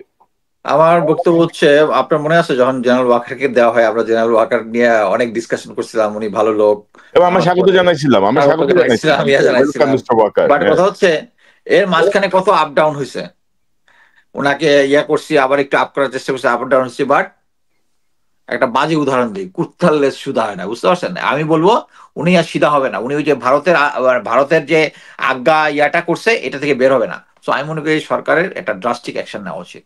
ধন্যবাদ। মানে কি অ্যাকশন দিবে এটা পরে, আগে জবাবদিহি চাইতে হবে, অবাধ্যতার জবাবদিহি চাইতে হবে। ওইটাই ওইটাই কেন তুমি নিজেকে অভিভাবকহীন মনে করতেছো? কেন মনে তুমি, করতেছো। কেন সরকারের রোড ম্যাপ তো না, সরকারের ঘোষণা হচ্ছে জুন 26 এর মধ্যে নির্বাচন, কেন তুমি বললা যে 1 জানুয়ারি নতুন সরকার দায়িত্ব নিবে? এটার ব্যাখ্যা তো দিতে হবে রে ভাই। মানে না, অবশ্যই অবশ্যই তার ব্যাখ্যা ভাই, চাওয়া উচিত। আপনার কাছে বন্দুক আছে, তার মানে এই নয় যে আপনি সর্বসর্বা, আপনি যাহা বলিবেন তাহাই মানিতে হইবে সবাই। আমি জেনারেল ওয়াকারের যেটা মাইন্ড ইয়া করছে ওটা আমি বলি। এখন সরকার লিখিতভাবে একটা অ্যাপ্লিকেশন, এরকম একটা তার কাছে জবাব দিয়ে যাবে, ওটা উনি পেন্ডিং এ রেখে দিবে, আপনি শিওর থাকেন। আমি ওনাকে যতটুকু বুঝছি, উনি ওটা পেন্ডিং এ রেখে দিবে, এবং এটা নিজের বুদ্ধিতে না, ওই আপার বুদ্ধিতে। তবে তবে ধরেন, মানে আমি মানে অনলাইনে অফলাইনে বা ধরেন বিভিন্ন জায়গায় দেখলাম আর কি, যে মানে কচু খেতে বহু বাহিনী তৈরি হয়েছে আর কি, মানে বহু টাকা উড়ানো হচ্ছে, মানে শুধুমাত্র তাহাকে মহান বানাইবার জন্য বহু টাকা উড়ানো হচ্ছে, বহুজন বহু রকম ইয়ে করতেছে। তো আমি ভাবতেছি এদের আইপিটা ট্র্যাক করে রাখবো আর কি, কোথেকে হচ্ছে। আমি আমেরিকান একটা প্রতিষ্ঠানের সঙ্গে কথা বলছি যে কারা এরা, এটা তো আইডেন্টিফাই দরকার আছে, তাই না? কারা এরা, কোন আইপি থেকে করতেছে, কারা করতেছে এগুলা, এটা করবো। এরপরে বট বাহিনীর থেকে শুরু করে নানা রকম ভাবে বলা হচ্ছে তার স্ত্রী তার বিরুদ্ধে মামলা করেছিল, সেটা থেকে বাঁচার জন্য তিনি এরকম একটা স্ট্যান্ডবাজি করেছেন। আরে ভাই, বউ যদি মামলা করে বা নারী ঘটিত কোনো বিষয় যদি থাকে, তার কি হবে? হাইস্ট বরখাস্ত হবে, হাইস্ট 1 বছরের জেল হবে। তো ইউনিফর্ম পরে হাসিনার বিরুদ্ধে সৈনিকদেরকে যুদ্ধে নামার আহ্বান, তো তাদের তো হাসিনা না পড়লে তো 7 দিন পরে তাদের ফাঁসি দিত, যে রাষ্ট্রদ্রোহের মামলায়। সেটা চাকরি বাঁচানোর জন্য এই স্ট্যান্ডবাজি করবে, যে স্ট্যান্ডবাজি তাকে ফাঁসির দড়ির দিকে নিয়ে যাবে। তো আমি এটা নিয়ে আজকের এই ঘটনাটা না ঘটলে আজকের কথা বলতাম। আমাদের কাছে বিস্তারিত তথ্য আছে, নৌবাহিনী প্রধানেরও আছে, নৌবাহিনীর ওই যে ডিরেক্টর ইন্টেলিজেন্স, এই মালেরও বহু কিছু আছে। আমরা এগুলো নিয়ে আসবো, তার বিরুদ্ধে কি অভিযোগ, এগুলো নিয়ে আমি আশা করি আজকাল। আপনাকে অনলাইনে একটা ক্লু দেই, ওটা নিয়ে ইনভেস্টিগেট করতে পারবেন। জি। নেভাল চিফ, আমার ক্যাট কলেজের বড় ভাই, উনি শেখ হাসিনাকে মানি লন্ডারিং করতে, মালদ্বীপে মানি লন্ডারিং করতে সাহায্য করেছেন। এরকম তথ্য আছে আমার কাছে। হ্যাঁ, জি, তো এত স্মার্ট হয় না, এত সৎ শাস্তে যায় না, এত মহান শাস্তে যায় না, কে কত বড় মহান এগুলো আমরা জানি। কর্নেল মোস্তাফিজ, আপনাকে অসংখ্য ধন্যবাদ। Thank you. দর্শক, এতক্ষণ আলোচনা শুনলেন জেনারেল ওয়াকারের অফিসার্স অ্যাড্রেস। আমরা একটু সংক্ষিপ্ত আলোচনা করলাম, হয়তো কিছু প্রসঙ্গ বাদ পড়েছে, আমরা এগুলো আরো কনক্লুসিভ আলোচনার চেষ্টা করব, ইনক্লুসিভ আলোচনার চেষ্টা করব। তবে আওয়ামী লীগকে নিয়ে কোনো ইনক্লুসিভ নির্বাচন বাংলাদেশে হবে না, যেটি জেনারেল ওয়াকার ভাবছেন। রিফাইন্ড আওয়ামী লীগও আসবে না, যেটি তিনি আকারে ইঙ্গিতে করতে যাচ্ছেন। তবে ডক্টর ইউনূসকে বলবো, এই যে অবাধ্য আচরণ যে করছেন প্রজাতন্ত্রের একজন কর্মচারী, সেই ব্যাপারে তিনি অবশ্যই জবাবদিহিতার আওতায় আনতে হবে জেনারেল ওয়াকারকে। এটি হচ্ছে full and final, no if no but, full stop. এটা হচ্ছে আমাদের কথা।